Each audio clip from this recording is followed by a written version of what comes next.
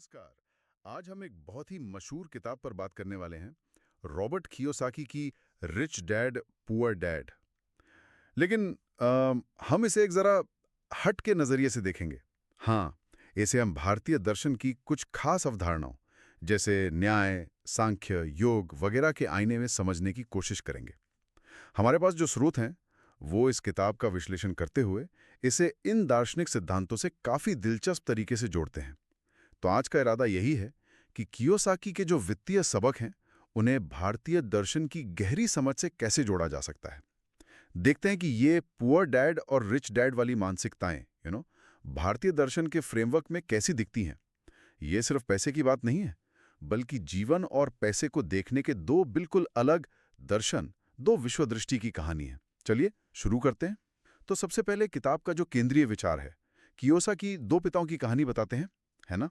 एक उनके अपने पिता, पढ़े लिखे, जिन्हें वो पुअर डैड कहते हैं। जी। उनकी सोच थी, भाई अच्छी डिग्री लो, सुरक्षित नौकरी करो, पैसे बचाओ, ज्यादा रिस्क मत लो। हाँ, वो पारंपरिक रास्ता। बिल्कुल। और दूसरी तरफ थे उनके दोस्त के पिता, रिच डैड, कम पढ़े लिखे पर पैसे की समझ कमाल की। उनका जोर था वित्तीय शिक्षा पर, एसेट्स बनाने पर, मतलब पैसा आपके लिए काम करे, इस पर। सही।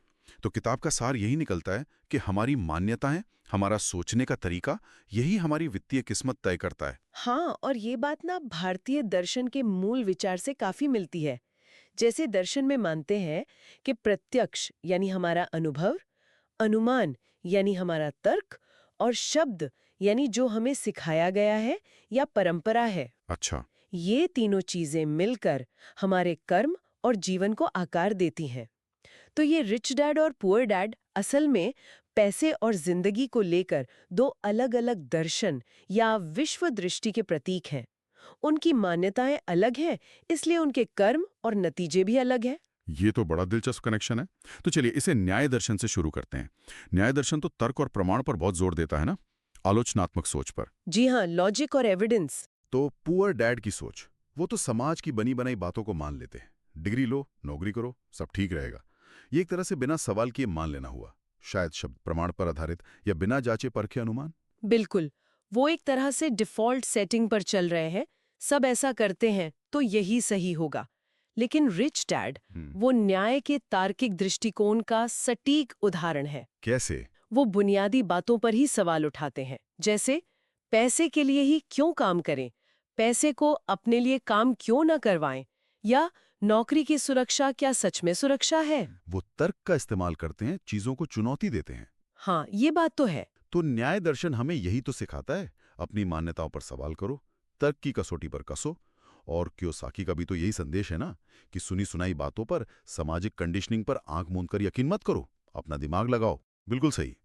मतलब वित्तीय समझ की शुरुआत ही शायद सवाल पूछने से होती है। अच्छा, अब सांख्य दर्शन की बात करते हैं। सांख्य का वो द्वैत वाला सिद्धांत, पुरुष यानी चेतना और प्रकृति यानी पदार्थ। हाँ, पुरुष और प्रकृति का द्वैत। इस नजरिए से पुअर डैड और रिच डैड कैसे दिखते हैं? ये यहाँ बहुत अच्छे से फिट बैठता है। देखिए, पुअर डैड की जो मानसिकता है वो ज्यादातर प्रकृति में उलझी हुई लगती है। प्रकृति में उलझी हुई मतलब बाहरी दुनिया, भौतिक चीजें, जरूरतें, सामाजिक दबाव, नौकरी, तनख्वाह का इंतजार, बिल चुकाना, ईएमआई, वो इस चक्र में घूम रहे हैं। उनका सुख दुख बाहरी चीजों पर ज्यादा निर्भर है। वो प्रकृति के खेल में कह सकते हैं एक तरह से बंधे हुए हैं। अच्छा। और रिच डैड, रिच डैड की सोच पुरुष तत्व के ज्यादा नजदीक लगती है। उनमें एक जागरूकता है, एक देखने वाले का भाव है, साक्षी भाव। वो पैसे और बाजार को सिर्फ देखते नहीं बल्कि समझने की कोशिश करते हैं। वो प्रकृति यानी पैसे, संपत्ति, सिस्टम को अपने काबू में लाने की कोशिश करते हैं, उसके गुलाम नहीं बनते। उनमें एक किस्म की अनासक्ति भी दिखती है। पैसा बनाते हैं, इस्तेमाल करते हैं, पर उससे चिपके नहीं रहते। तो एक तरह से पुअर डैड प्रकृति के बहाव में है और रिच डैड उस बहाव को समझने और शायद दिशा देने की कोशिश में है, पुरुष की तरह। हाँ, काफी हद तक ऐसा कह सकते हैं। और सांख्य में एक और चीज महत्वपूर्ण है, विवेक ख्याति, पुरुष और प्रकृति के फर्क को जानना। विवेक ख्याति। हाँ, कियोसाकी की भाषा में कहें तो यह है संपत्ति, एसेट्स, और देनदारियां, लायबिलिटीज के बीच के असली फर्क को समझना। संपत्ति वो जो आपकी जेब में पैसा डाले, देनदारी वो जो आपकी जेब से पैसा निकाले। हाँ, ये तो किताब का कोर पॉइंट है। बिल्कुल। पुअर डैड अक्सर देनदारियों को ही संपत्ति मान लेते हैं, जैसे बड़ा घर, महंगी गाड़ी लोन पर। रिच डैड इस फर्क को जानते हैं और अपना पूरा ध्यान असली संपत्ति बनाने पर लगाते हैं। यही विवेक उन्हें प्रकृति के बंधन, मतलब पैसे की तंगी से आजादी दिलाता है। तो सांख्य हमें यही सिखाता है कि सच्चा वित्तीय विवेक इसी अंतर को पहचानने में है। वाह, ये संपत्ति देनदारी के फर्क को पुरुष प्रकृति से जोड़ना तो कमाल है। चलिए अब योग दर्शन पर आते हैं। योग का रास्ता तो अभ्यास और वैराग्य पर टिका है। ये सिद्धांत यहाँ कैसे लागू होते हैं? ये भी बहुत सटीक बैठते हैं। देखिए, पुअर डैड शिक्षा को एक मंजिल की तरह देखते हैं। डिग्री मिल गई, नौकरी लग गई, बस अभ्यास खत्म। हाँ, आमतौर पर यही सोच होती है। लेकिन रिच डैड के लिए वित्तीय शिक्षा एक कभी ना खत्म होने वाला अभ्यास है। वो लगातार पढ़ते हैं, सीखते हैं, वर्कशॉप में जाते हैं, लोगों से मिलते हैं, बाजार को ट्रैक करते हैं, निवेश करते हैं। गलतियां भी करते हैं। हाँ, गलतियां करते हैं और उनसे सीखते हैं। ये बिल्कुल योग साधना जैसा है। रोज करना पड़ता है, धीरे धीरे ही कुशलता आती है। कोई रातों रात योगी नहीं बनता, वैसे ही कोई रातों रात आर्थिक रूप से आजाद नहीं बनता। इसमें समय और निरंतरता लगती है। और वैराग्य, अनासक्ति वाला पहलू, उसका क्या मतलब है यहाँ? वैराग्य का मतलब है नतीजों से अनासक्ति। रिच डैड निवेश करते हैं, बिजनेस बनाते हैं, पर वो हर छोटे मोटे उतार चढ़ाव से या तात्कालिक फायदे नुकसान से बहुत ज्यादा परेशान नहीं होते। वो समझते हैं कि ये एक लंबी दौड़ है। वो अपनी भावनाओं को, खासकर डर और लालच को काबू में रखते हैं। ये योग के वैराग्य जैसा ही है। कर्म करो, फल की बहुत ज्यादा चिंता मत करो। और साथ ही वो पैसे से बुरी तरह चिपके हुए भी नहीं हैं। अच्छा। हाँ, वो पैसे को एक साधन मानते हैं, स्वतंत्रता पाने का एक जरिया। वो पैसे के मालिक बनते हैं, गुलाम नहीं। तो योग की तरह ये वित्तीय स्वतंत्रता की साधना भी अनुशासन, धैर्य और वैराग्य मांगती है। कुछ स्रोत तो ये भी कहते हैं कि वित्तीय स्वतंत्रता पाना एक तरह से भौतिक दुनिया में समाधि या स्थिरता की अवस्था पाने जैसा है। वित्तीय साधना, ये सोचने वाली बात है। अच्छा, अब मीमांसा दर्शन को लेते हैं। मीमांसा तो कर्मकांड, यज्ञ और कर्म के सिद्धांत पर फोकस करता है। मतलब सही कर्म से सही फल मिलता है। जी, कर्म और उसके फल का सिद्धांत। तो इस नजरिए से दोनों पिताओं के कर्मों को कैसे देखें? देखिए, पुअर डैड उन कर्मों को पूरी ईमानदारी से करते हैं जिन्हें समाज ने सही माना है। मेहनत से नौकरी करना, बिल चुकाना, बचत करना, ये उनके स्थापित कर्मकांड हैं जिनसे उन्हें एक सुरक्षित, ठीक-ठाक जीवन का फल मिलता है। हाँ, जो ज्यादातर लोग करते हैं। बिल्कुल। लेकिन रिच डैड कर्म की परिभाषा ही बदल देते हैं। उनके कर्म सिर्फ गुजारा चलाने के लिए नहीं है, बल्कि उनका लक्ष्य है धन का निर्माण करना, वित्तीय स्वतंत्रता पाना। तो क्या उनके निवेश और बिजनेस बनाना ये एक तरह के यज्ञ हुए? हाँ, आप कह सकती हैं। एक तरह से ये वित्तीय यज्ञ है। संपत्ति खरीदना, बिजनेस खड़ा करना, स्मार्ट निवेश करना, इन सब कर्मों का उद्देश्य है लंबे समय में समृद्धि का फल पाना। जैसे मीमांसा में यज्ञ की विधि होती है, वैसे ही रिच डैड के इन्वेस्ट की भी अपनी स्ट्रैटेजी होती है। दिलचस्प।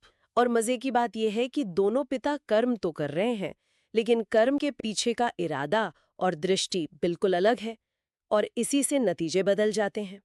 मीमांसा हमें सिखाता है कि कर्म तो जरूरी है, पर सही इरादे और सही तरीके से किया गया कर्म ही मनचाहा फल देगा।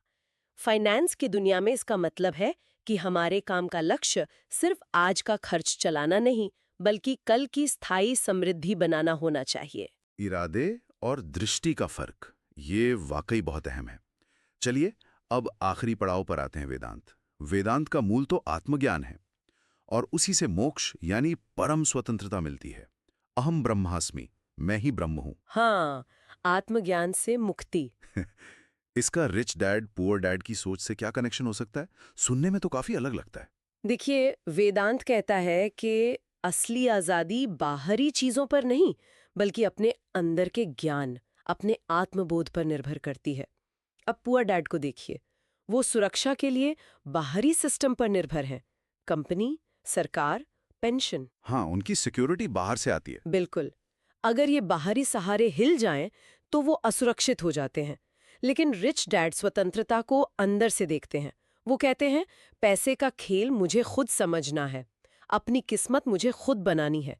वो बाहरी सिस्टम पर निर्भर रहने के बजाय अपने ज्ञान, अपनी समझ, अपनी काबिलियत पर भरोसा करते हैं। तो क्या रिच डैड का ये कहना कि मैं अपने पैसे के लिए खुद जिम्मेदार हूं, ये वेदांत के अहम ब्रह्मास्मि जैसा है? मतलब शक्ति का स्रोत मैं खुद हूं? एक स्तर पर हाँ, ये तुलना बहुत गहरी है। जैसे वेदांत कहता है कि परम सत्य और शक्ति आपके अंदर है, वैसे ही रिच डैड का दर्शन कि आपकी वित्तीय सफलता या असफलता की जिम्मेदारी आपकी अपनी है, आपके ज्ञान और आपके फैसलों पर। अच्छा। दोनों ही नजरिए बाहरी निर्भरता से हटकर आंतरिक शक्ति और आत्मज्ञान पर जोर देते हैं। वेदांत का लक्ष्य है आध्यात्मिक मोक्ष, रिच डैड का लक्ष्य है भौतिक और मानसिक वित्तीय स्वतंत्रता। लेकिन दोनों में रास्ता अज्ञान को मिटाकर ज्ञान पाने का है, अपनी अंदरूनी ताकत को पहचानने का है। तो वित्तीय स्वतंत्रता पाना एक तरह से पैसे के अज्ञान से मुक्ति पाना है। ये तो वाकई एक अद्भुत नजरिया है। तो अगर हम इन सभी दर्शनों से मिले धागों को एक साथ जोड़ें तो रिच डैड पुअर डैड की कहानी एक बिल्कुल नए मायने ले लेती है। हाँ, बिल्कुल। न्याय कहता है अपनी वित्तीय सोच पर सवाल उठाओ, तर्क करो।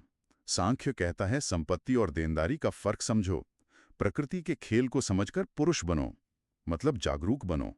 योग सिखाता है वित्तीय ज्ञान का लगातार अभ्यास करो, अनुशासन रखो, भावनाओं से ऊपर उठो। मीमांसा रास्ता दिखाता है, अपने कर्मों को धन निर्माण के लक्ष्य से जोड़ो, सही इरादे से काम करो। और वेदांत अंतिम लक्ष्य देता है, बाहरी निर्भरता छोड़ो, आत्मज्ञान और आत्मनिर्भरता से सच्ची वित्तीय स्वतंत्रता पाओ, जो एक तरह का भौतिक मोक्ष है। तो संक्षेप में, ये किताब सिर्फ पैसा कमाने के बारे में नहीं है। नहीं, बिल्कुल नहीं। ये एक चेतना को बदलने के बारे में है। हमारी सोच, हमारी मान्यताएं, दुनिया को देखने का नजरिया। दर्शन के नजरिए से देखें तो ये वित्तीय ज्ञान की यात्रा भी एक आध्यात्मिक यात्रा बन सकती है।